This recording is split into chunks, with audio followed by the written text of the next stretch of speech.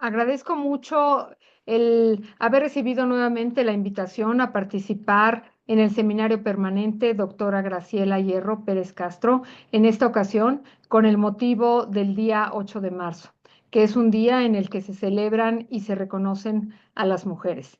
En la charla de hoy, pues vamos a ver, a conocer y sobre todo a reconocer el trabajo de grandes mujeres artistas y una de ellas, que es sobre la que vamos a trabajar y a platicar hoy, pues es Tamara de Lempicka. Les voy a compartir ahorita la presentación para que ustedes puedan ver el trabajo de esta extraordinaria artista del siglo XX. Bien, dentro de este grupo de grandes mujeres en el arte, tenemos a Tamara de Lempicka, que en su momento se le llegó a llamar o se le llegó a reconocer como la baronesa del pincel. Ella nace en Polonia en el año de 1898 bajo el nombre de María Rosalía Gurbic-Gorska, en una familia acaudalada. Obviamente era una familia que tenía recursos y estos datos que nos dan sus biógrafos, pues pueden ser reales o no, porque ella en algún momento dijo que había nacido en Rusia, a veces en Polonia, a veces se quitaba edad, demás. Juego en cuanto a fechas y lugares de nacimiento es parte también de ese misticismo que alberga en la vida de Tamara de Lempicka, porque ella modificó en muchas ocasiones su propia biografía. A decir de ella misma, ella estudió arte en Petrogrado y gracias a que después fue a vivir a París, pues su técnica y estilo se convierten en más relevantes y la llevan a convertirse en la pintora de moda de la cual la burguesía y la nobleza quisieron ser retratados por ella. Ella era hija de una mujer que era una socialité polaca, que estaba casada con un abogado ruso y vivió en un internado en Suiza, así que su educación pues fue bastante importante, conocida y se conocía y se movía con un medio social bastante elevado. Y mientras era niña, su abuela la llevó a viajar por Europa, la llevó a conocer las grandes capitales, sobre todo del arte, los grandes museos, los grandes artistas, y entonces esta influencia hace que ella se impacte mucho, sobre todo en la cuestión artística y cultural, y que a partir de ese momento ella también comience a desear el trabajar con estas técnicas artísticas. En 1917 se casa con Tadeusz Lempicka y su nombre, obviamente, pues lo toma de este matrimonio. Ella fue una mujer muy hermosa, moderna, era amante del hedonismo, de las fiestas, de la vida decadente, que sirve de inspiración no solo para sus cuadros, sino para el retrato que iba a ser de la sociedad que ella veía en ese momento. Principalmente como ella se muda con su esposo a París, retrató la alta burguesía de París. Y después, cuando inicia la Segunda Guerra Mundial, pues va a viajar hacia los Estados Unidos, en donde continúa trabajando con un gran éxito. Tamara de Lempicka es de las pocas mujeres, hoy incluso de los pocos artistas que en vida pudo cosechar el triunfo de ser famosa, de vender sus cuadros a buen precio y de tener un reconocimiento internacional. Y obviamente, como ella pertenecía a una clase social muy alta y siempre se manejó en este nivel, pues tenía una vida más de baronesa que de pintora, pero siguió desarrollando su vida artística, que esto es algo bien interesante y muy importante para la historia del arte. Ella fue una mujer que pintó lo que veía en su época, en la época de los 20, 30, 40, surge una sociedad muy interesante. Se representa sobre todo en esta liberación de la mujer. Las mujeres que representa Tamara de Lempicka, pues eran mujeres que usaban faldas cortas, ya no usaban vestidos largos, no llevaban corsés, lo hacían un corte de cabello especial que se llamaba bob cut. Eran mujeres que iban a los clubes nocturnos a escuchar jazz, que era una música no convencional para la época, incluso no era convencional porque pues era música de un grupo étnico que en ese entonces pues tampoco era muy reconocido, pero las mujeres en ese entonces iban y sobre todo no nada más a escuchar, sino a bailar jazz, que esto es una cuestión parte de esta liberación que existe en las mujeres. Estas mujeres fueron conocidas como flappers, que es un anglicismo que se utiliza para referirse a este nuevo estilo de vida que tenían las mujeres, sobre todo las mujeres de la alta sociedad.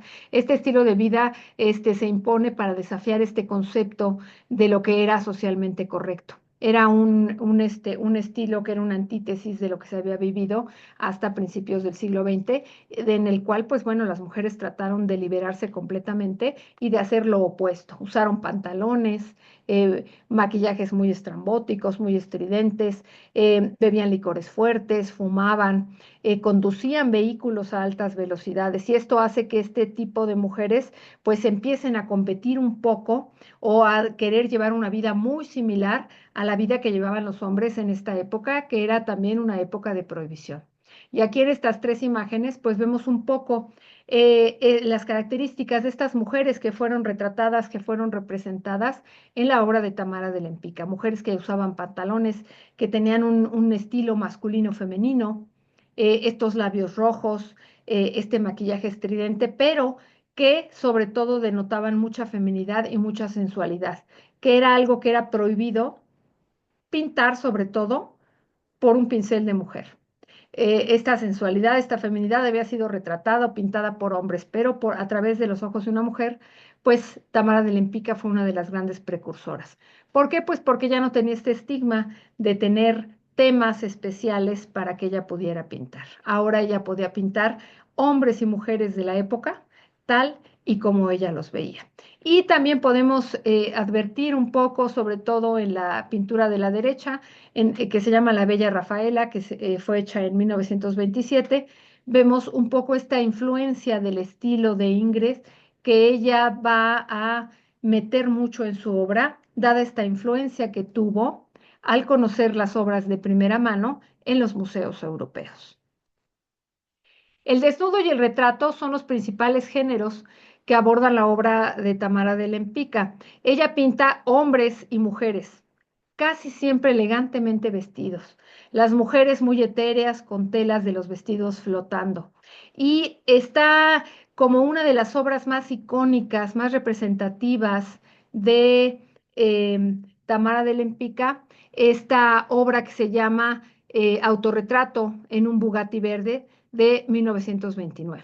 Este retrato tiene muchas historias alrededor. Es obviamente un retrato que ella se hace, no en cualquier coche, es un Bugatti, un coche muy caro, pero fue encargado por una revista alemana, una revista de moda. Esta revista le pide que ella haga este retrato para la portada de la revista. ¿Por qué? Pues porque querían celebrar la independencia de la mujer moderna. Es uno de sus trabajos más conocidos, es muy icónico de la obra de Tamara de Lempicka y destaca el estilo un poco del Art Deco, que vamos a ver un poquito más adelante, que la obra de Tamara de Lempicka es más ecléctica, no se puede encasillar simplemente en un estilo. Ella va a romper muchos de estos paradigmas de los estilos de la época y es un retrato también que nos recuerda un poco la vida de estas mujeres que vivían en Hollywood, en Europa, con gran glamour, que pertenecían al jet set. Y recuerda también la vida de esta mujer, sobre todo en su vestimenta, de Isadora Duncan, esta mujer que se subió a un coche convertible y que llevaba una mascada enrollada y que de repente esta mascada se atora en una de las ruedas del coche y muere con ella. Entonces, principalmente es una obra que nos habla de todos estos sucesos interesantes e importantes que pues se dieron en esta época de los 30. Aquí vemos dos hermosas mujeres representadas a través del pincel de Tamara de Lempicka. Una de ellas, la del lado izquierdo, que representa la obra San Moritz, la Madonna del Santísimo Lujo, que así le han llamado, que es un retrato de Ira Pierrot. Fue realizado en 1929. Tamara de Lempicka se casa con Tadeusz Lempicka y a pesar de que está casada, pues tiene un amante que es Ira Pierrot. Tamara de Lempicka es una mujer que no solo trasgrede las cuestiones sociales en el arte, sino también en su vida personal. Ella es abiertamente bisexual y a lo largo de su vida tiene muchas amantes. Una de ellas, la más reconocida y sobre todo la que más impactó su vida fue Ira Pierrot, a la cual inmortaliza en esta hermosa pintura, en donde la pinta precisamente haciendo una de las actividades más comunes por la gente de la alta sociedad en esa época.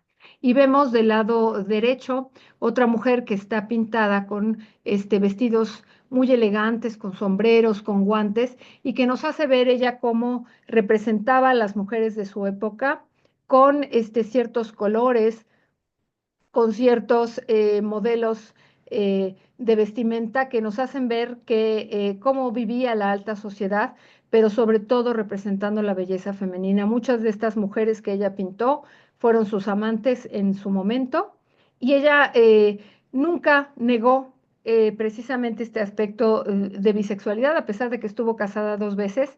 Y esto también es interesante, ¿por qué? Porque ella no solamente pudo trascender en estas cuestiones artísticas, sino también en situaciones personales que no eran comunes en su época.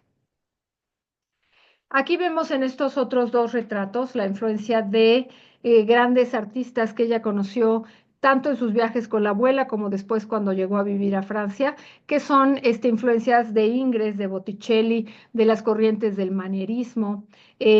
Hay gente que dice que pues tiene también influencias de la geometría, del cubismo, y de manera general, pues bueno, su obra tiene una fusión. Por eso es de que muchos críticos de arte han eh, pensado que su obra pues podría llamarse más bien ecléctica.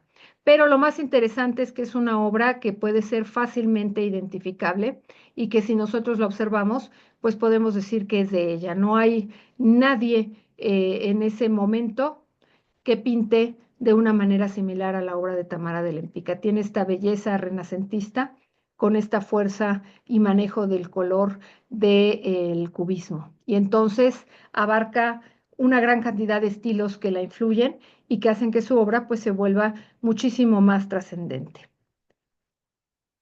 Aquí vemos dos retratos importantes. Habíamos platicado que Tamara de Lempicka va a retratar sobre todo a las personas de sociedad alta, porque ella se manejaba en este tipo de niveles socioeconómicos, y pues obviamente van a ser baronesas, gente de la nobleza, duques, incluso grandes comerciantes. Cuando llegan a Nueva York, comienza a pintar a gente importante de grandes empresarios.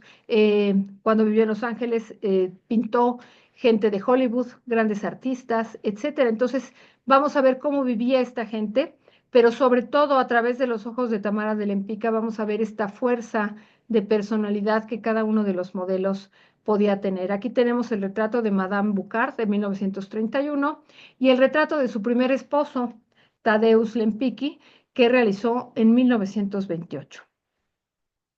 Ella nos dice que su obra es especial, que entre un centenar de pinturas se puede reconocer la de ella, que su objetivo era no copiar, crear un nuevo estilo, colores claros, luminosos, sobre todo devolverle elegancia a los modelos. Eso era algo que siempre ella tenía, trabajaba arduamente y a partir de 1923 es que ella puede exponer en las principales galerías de París y en 1925 ya hace su primera exposición como artista individual. Y esto es algo bien interesante porque sobre todo en la época y para las mujeres, pues era romper estas barreras de ser una artista reconocida, de ser una artista que pudiera trabajar, que pudiera sobre todo exponer su obra en sitios que eran claramente utilizados por los hombres.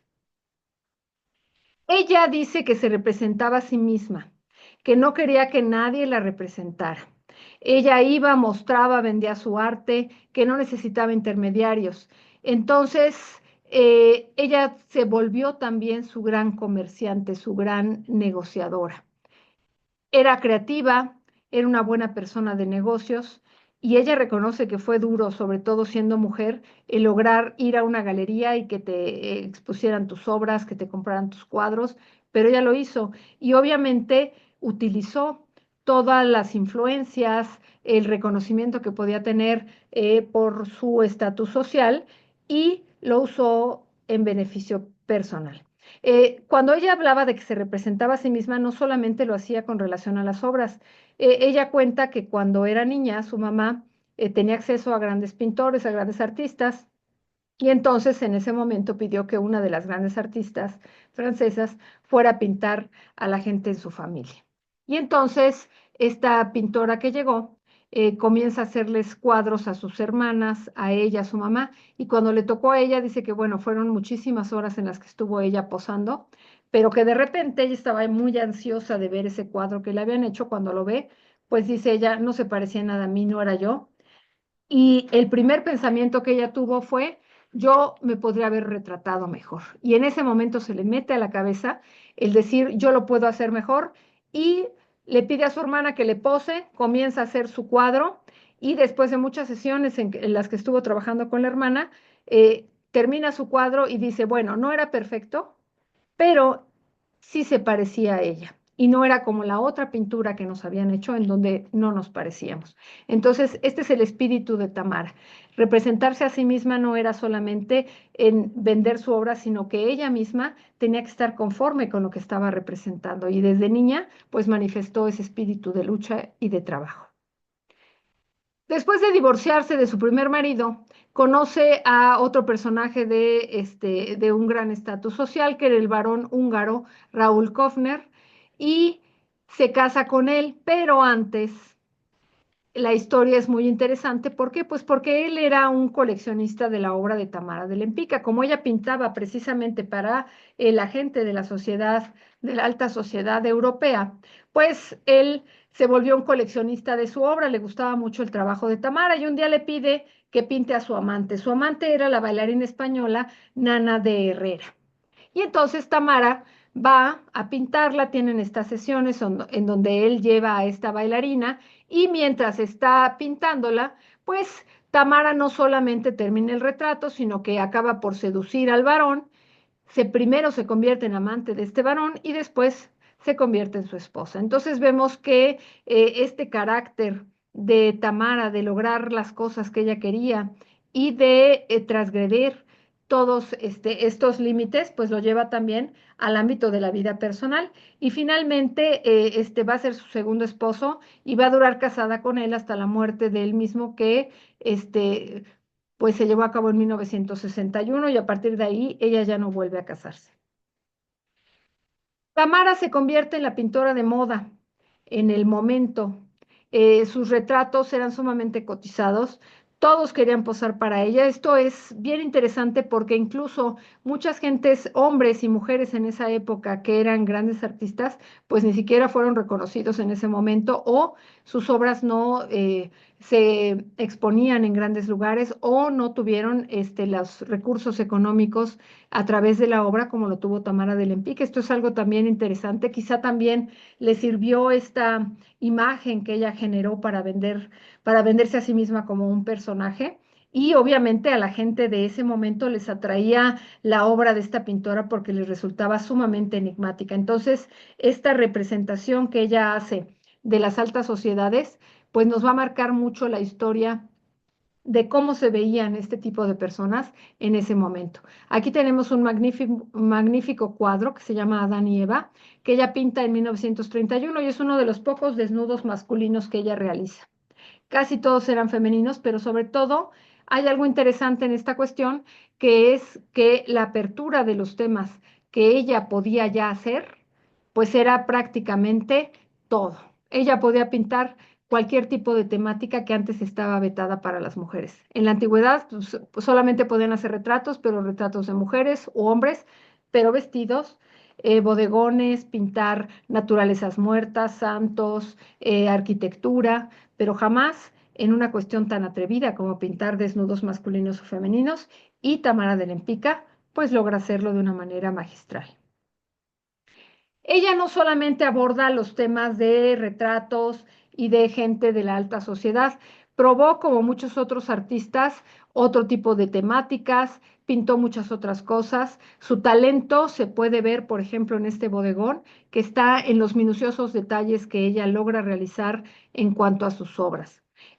Los cuadros que no pertenecen sobre todo a la cuestión de retrato, ella les pone un pergamino, como lo podemos observar en esta imagen, en donde está su firma, dice ahí Lempicka 1949.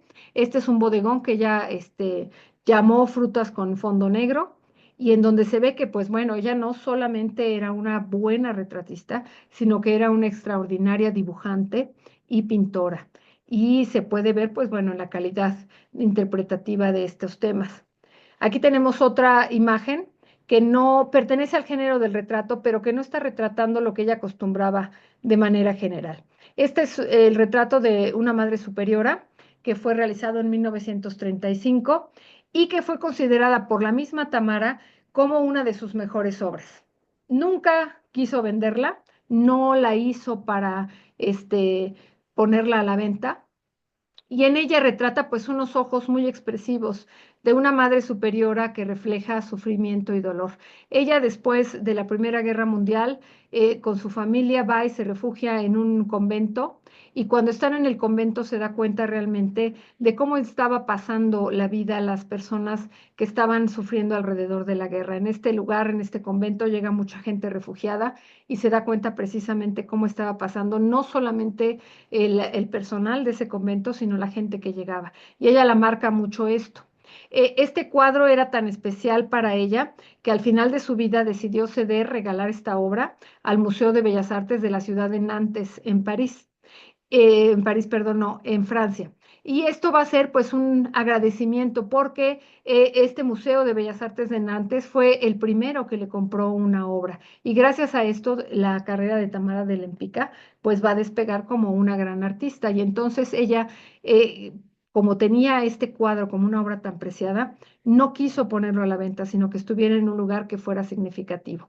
Para Tamara los lugares, el momento eran importantes. No era una mujer, a pesar de vivir en una sociedad muy banal y muy superficial, era una mujer con un gran sentido de pertenencia. Y ella decide, después de que muere su marido, sigue viviendo en Estados Unidos, pero viaja constantemente a México. Y en el año de 1974, ella decide ya radicar en la ciudad de Cuernavaca. Y esto habla un poco de que, a pesar de ser una mujer que tenía un estatus de vida muy elevado, también era una persona que reconocía la calidad de vida en cuanto a la cuestión espiritual y personal. Y entonces ella se refugia en México precisamente en 1974 y muere en 1980 en la ciudad de Cuernavaca. Ella le pide a su hija que sus cenizas las esparzan en el cráter del volcán Popocatépetl. ¿Por qué? Pues porque tenía un fuerte arraigo. Ella decía que desde Cuernavaca se podía ver en esa época los volcanes y que ella le hubiera encantado llegar ahí. Entonces no lo hizo en vida, pero lo hizo después en su muerte, y eso es algo que también la une con la cultura mexicana, con nuestro país, y que hace que sea una artista no solamente internacional, sino que dentro del ámbito personal también esté muy, muy allegada a nuestro país, a nuestro México. Para que nosotros entendamos la trascendencia de la obra de Tamara de Lempicka, pues vamos a ver un ejemplo. En 2020, la última obra que se vendió de ella, en la casa de subastas Christie's, alcanzó el precio de 16.280.000 libras esterlinas. ¿Esto qué nos dice? Pues que la obra de Tamara de Lempicka logró trascender épocas, tiempos, temas, personas, etcétera. Pero sobre todo logró el reconocimiento que ella quería tener, y que muchos artistas, incluso hombres de la época, pues no lograron. Esto nos habla de que fue un artista que pudo lograr posicionarse en un mundo que no era para las mujeres, pero que ella abrazó y de alguna manera modificó y llevó al límite. Tamara de Lempicka es una artista trascendente, es una artista que nos enseña acerca del poder de la persona, no solo como mujer, sino también como un ser humano que decidió llevar su vida y romper todos los paradigmas, todas las cuestiones que eran prohibitivas, y hacer de ello su propia versión. Así como cuando ella la pintaron y no le gustó y decidió hacer su propio retrato. Lo que acabamos de ver en este breve recuento de su obra, de su trabajo, es precisamente este retrato que ella dejó de su vida a través del pincel. La baronesa del pincel logró representarse a sí misma de una manera extraordinaria y logró precisamente llevar una vida que permitió después a muchas mujeres, pues, continuar su legado y tener una maravillosa carrera y poder ser reconocidas a través de la historia del arte y de la pintura. Les agradezco mucho su participación en esta pequeña charla y espero que podamos vernos muy pronto. Muchísimas gracias.